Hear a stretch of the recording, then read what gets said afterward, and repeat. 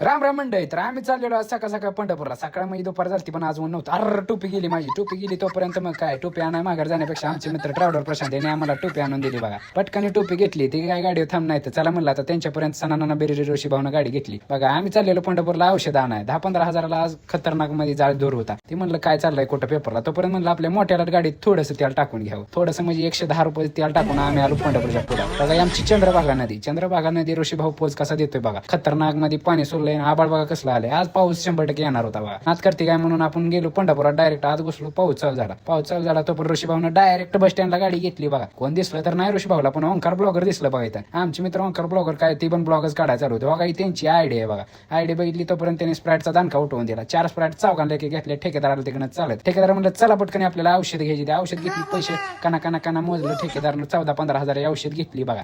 14-15 हजार जिंकले तर म्हणले आता काय जायला लागतं बघा. रुबाब नावाचा उंट डायरेक्ट पंढरपुरात उंट आहे म्हणजे पुढे जाऊन ट्रॅफिक लागणार 100%.